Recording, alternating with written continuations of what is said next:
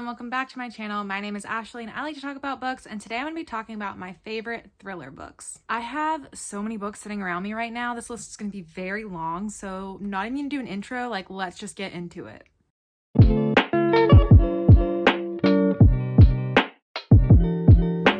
The first stack of books I have is going to be sort of like your intro to thriller books. So I'm also hoping that this video serves as a good place for you to get recommendations. If you're looking for my favorite thrillers, it's probably because you want to read them. So I'm going to categorize them so you kind of know why I like them as well. First, we have Verity by Colleen Hoover. Colleen Hoover is a romance author, and this was her first kind of dabble into a different sort of genre. She also wrote a young adult sort of fantasy novella series with Taryn Fisher called Never Never, but this was the first thing she's done on her own that was just not traditional romance. So this book is about a woman who is a struggling writer, and she gets this really great offer to go and write the rest of this book for this woman who is comatose. The comatose woman, her name is Verity. Her husband reaches out to our main character Liane and says, hey, can you just come look through her notes and then finish the book? And then when she's looking through the notes, she finds this unfinished autobiography that Verity had been working on, and it is clear that she never intended anyone to read that because there is some really dark confessions in there. And so at first, Liane is hiding that from Jeremy because she doesn't want to put him through any more pain than need be. But then she starts developing feelings for Jeremy, and then it makes it kind of controversial. And then there are things in the autobiography that she needs to talk about because it's very serious and has real world implications. So this one has a ton of suspense in it. Also some romance elements still going on in this book. And I think it's a really good place to start if you're bridging the gap from romance into more thriller books. Next up, we have The Guest List by Lucy Foley. This is a whodunit murder mystery that is set on an island, and it's during a wedding. So you have a large cast of characters, you're alternating perspectives through all the characters, and you know that someone died, but you don't know who died and you don't know who killed them. And you're figuring that out throughout the book. Oftentimes, a thriller that has multiple different characters and character perspectives can be overwhelming, especially if you're just stepping into the thriller genre, but I think Lucy Foley does a really good job of distinguishing her characters from one another, so you're not getting lost or overwhelmed. The way she writes it, you flow through the story really easily without having to think too hard of putting all the clues together, but it also is still surprising and not predictable at all. So this is a really fun one. It's super fast paced, and it's one that you can kind of read a couple pages of and sit down because the chapters are so short, which could be good for people who are not traditionally into thrillers and may need some time to pick it up and put it down a couple times. Next up, we have 9 Perfect Strangers by Liane Moriarty. Anytime anyone asks me for a thriller book recommendation and they don't read thrillers very often, I'm usually steering them towards Liane Moriarty's books anyway. She writes sort of domestic dramas with thriller elements, so usually someone's dying, there's the death, but it's not as dark, and it's more focused around the drama rather than suspense and scaring you in any way, I guess, if you're avoiding stuff like that. So this book is set at this health resort where you go and lose weight or improve your mental health and just take some time for some R&R. You're following 9 different characters who are all coming together in this book. They're all strangers, and they're all kind of wondering, is this too good to be true? What's really going on here? You don't need to know too much to get into this book. You jump in rather quickly. I think this is another good example of a book that has a large cast of characters, but it's handled really well. I really enjoy Liane Moriarty's writing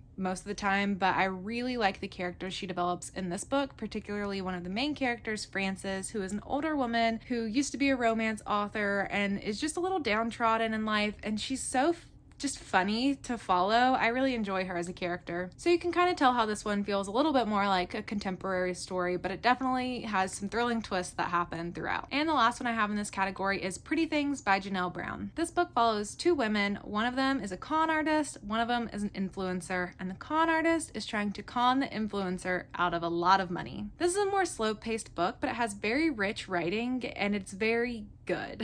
You get a lot of character building in here. It's more along the lines of a literary fiction story, but it is definitely a thriller. I call these literary thrillers. That's usually what I call Liane Moriarty's stories as well. So like I said, a good intro because it's not too dark and gruesome. Lots of drama going on between the women, lots of lies and secrets coming out. A really good time. My next stack is sort of slower paced thrillers, so if you have patience, these books are definitely worth the surprises at the end. The first one is He Started It by Samantha Downing. This is a story about a group of siblings who have to go on a road trip in order to get their inheritance after their grandfather dies. They went on this road trip with their grandfather when they were younger, and then when their grandfather dies, he says as part of getting their inheritance, they have to all get together and go on the same road trip again. Once they start on the road trip, you realize these characters all kind of suck. And they're all suspicious for some reason. And we have an unreliable narrator who admits that she's unreliable and shouldn't be liked in the story.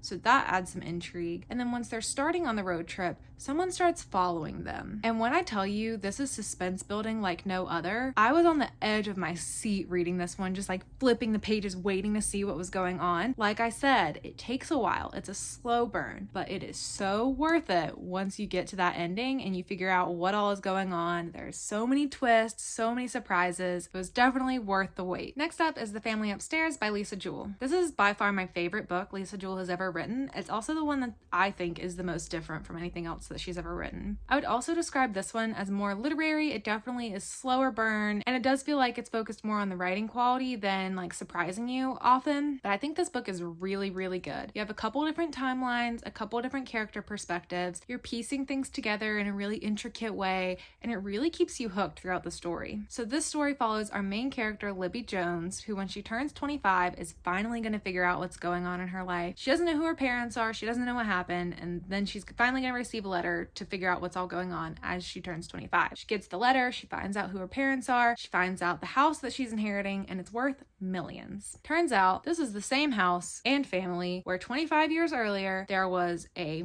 triple homicide slash suicide. Basically 3 dead bodies were found, and they were all dressed in all black, and it looked like some cult stuff was going on. There was a note scribbled, and then the other like 4 kids that lived in the house were all gone, never to be seen again. Super intricate plot, super intricate storytelling, and super great book. Next up is The Turn of the Key by Ruth Ware. This is definitely my favorite book from Ruth Ware. It is a story that is based off of The Turn of the Screw by Henry James. Follows a nanny who is low on her luck, trying to look for a job, finds this ad to go be this nanny to these kids, goes, sees it. It's a smart house that's just like really nice. The family seems really nice. The kids seem super sweet. She accepts the job. Then she starts, and the parents leave for a long time, and she's just stuck here with these kids in this house. The smart house like has a mind of its own. There might be ghosts. Oh, there's just so much going on and so much creepy suspense happening. And I would probably say this is the most fast-paced of the slower paced stack that I'm going through. This is also a story that is framed as the nanny writing letters to a lawyer explaining what happened during her time here at this house, because she has been incarcerated and she's trying to prove that she is not responsible for the event that happened at this house. So you also have that suspense hanging over you the entire time, trying to figure out what happened and if you can actually trust this nanny or if she is responsible for what happened. So if you're going to read a Ruth Ware book, definitely think this is one of the best ones that you should check out. Next up, I have The Shadows and The Whisper Man by Alex North. I just really adore both of these books. They're the only 2 books so far that have come out by Alex North, and I really can't talk about one without talking about the other. Alex North's writing is just so good. It scares me. Like, it gives me nightmares. Books don't often do that.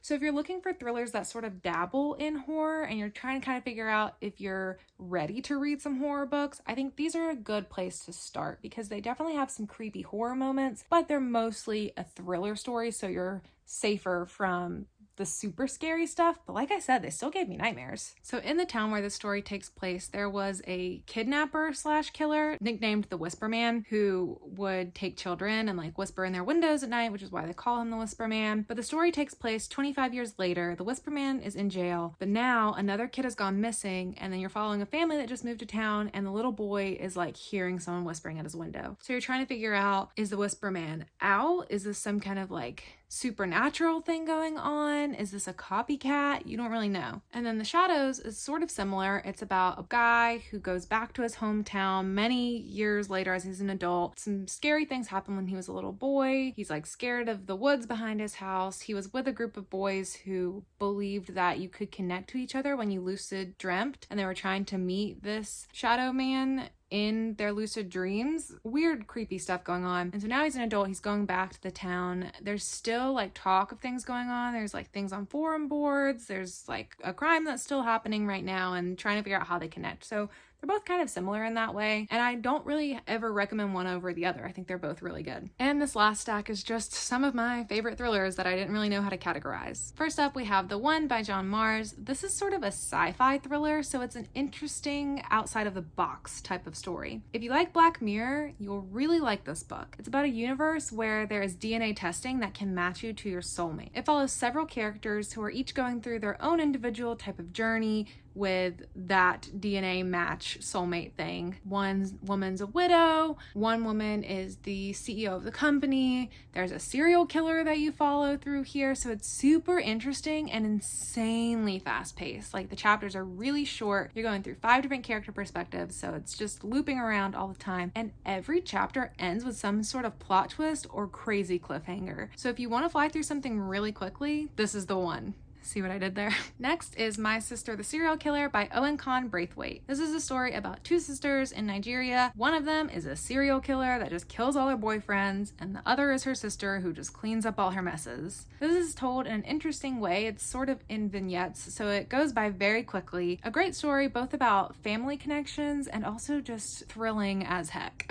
Next is The 7.5 Deaths of Evelyn Hardcastle by Stuart Turton. This is one of my favorite of the year so far. More of a mystery, but still thrilling. The story is a little tricky to explain because your main character is hopping through the bodies of different characters to keep reliving the same night over and over and over again at this party where Evelyn Hardcastle keeps getting murdered. And your main character is tasked with figuring out who murdered Evelyn Hardcastle. The explanation of the actual sort of way that this character is able to jump through these bodies and why they keep reliving this day over and over doesn't come until the end. Don't expect that to be something in the upfront where you find out like this is supernatural or this is this kind of reason why. There's not going to be any explanation up front. That comes at the end, but it is super interesting tale as you're trying to puzzle together at the same time as your main character who killed Evelyn Hardcastle and why. Next is No Exit by Taylor Adams. This is by far one of my favorite thrillers of all time. It's so good. So good. If you haven't read it, read it. It's so good. I had it on my shelf for way too long before I read it, and now I just wish I would have read it so long ago when I first got it.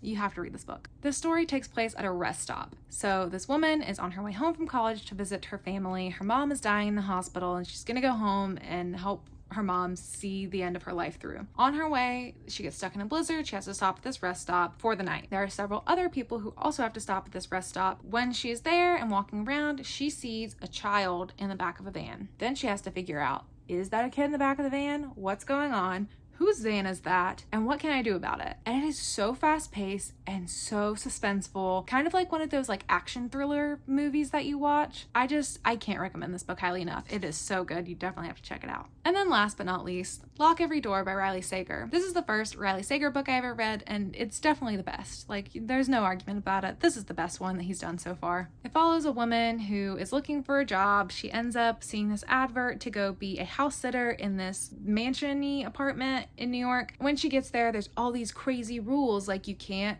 leave, you can't speak to any of the other people who live in the building, but it kind of makes sense because you're like, okay, some like celebrities live here, you have to like keep it low, like you can't have visitors, you can't take pictures of anything inside. Like, seems reasonable enough, but then weird stuff starts happening, someone goes missing, and she has to figure out what is going on and figure out if she can get out of here. This one kept me hooked the entire time. One of the most intriguing books I've ever read that just really, you did not want to put it down. It was so good. So if you're gonna read a Riley Sager book, this is the one that I would say is the one that's most worth your time. Hopefully you were able to find something in this ginormous stack that intrigued you.